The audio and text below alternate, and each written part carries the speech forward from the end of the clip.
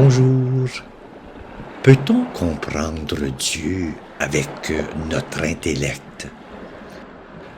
Aujourd'hui encore, il existe plusieurs théologiens qui ont la connaissance des Écritures, de l'histoire de l'Église, des doctrines, des découvertes archéologiques, mais qui n'ont pas de vraie relation avec Dieu, qui n'ont pas la compréhension du sens profond des Saintes Écritures. L'intelligence pourrait être définie comme étant la faculté d'une personne d'apprendre, de comprendre et de faire face à des situations inconnues.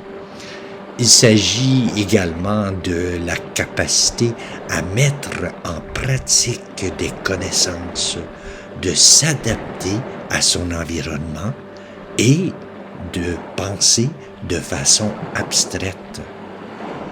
Dans ma relation avec Dieu, j'ai été amené à me poser un certain nombre de questions au sujet de l'utilisation de mon intellect dans la foi chrétienne. Qu'est-ce qui existe entre ma relation spirituelle avec Dieu et le fonctionnement de mon intelligence humaine? Si je réfléchis, si je raisonne quant à l'expression de ma foi, ce n'est pas un manque de foi.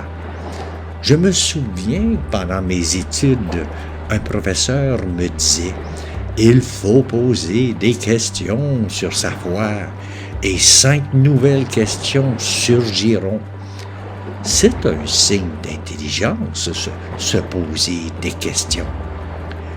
Dans l'histoire de l'Église, des hommes ont tenté de comprendre, de définir Dieu avec leur intelligence. Il est légitime de se poser la question de savoir s'il est vraiment possible de comprendre ce Dieu si grand avec notre conception humaine. Certainement pas. Il faut bien plus que la seule intelligence humaine pour être en connexion avec Dieu. Les pharisiens et les scribes du temps de Jésus étaient des érudits. Ils connaissaient les Écritures avec précision, notamment les promesses liées au Messie. Pourtant, autant ils n'ont pas réussi à le reconnaître lorsqu'il est arrivé sur la terre des vivants. Je peux dire, avec mon expérience humaine, que sans la révélation de Dieu, il n'est pas possible de se connecter au divin. L'intelligence est insuffisante, sinon parfois trompeuse. Aucun esprit, aussi brillant soit-il, ne peut se connecter à Dieu sans une révélation profonde de sa personne et des Écritures. Aujourd'hui, encore, il existe plusieurs théologiens qui ont la connaissance des Écritures, de l'histoire de l'Église, des doctrines, des découvertes archéologiques, mais qui n'ont pas de vraie relation avec Dieu, qui n'ont pas la compréhension du sens profond des Saintes Écritures.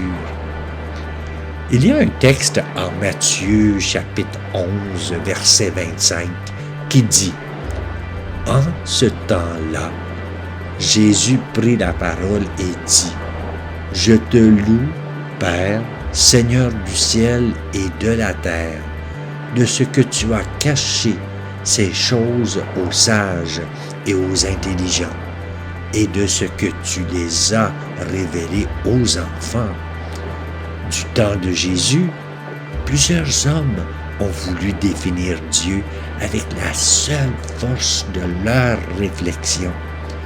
Mais le Seigneur dit que Dieu lui-même a caché sa connaissance aux sages et aux intelligents.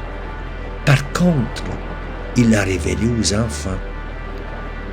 Il faut que Dieu nous fasse la grâce de voir au-delà de nos yeux physiques et de comprendre au-delà de la capacité de notre cerveau humain. C'est en effet l'une des raisons pour lesquelles le Saint-Esprit nous a été envoyé.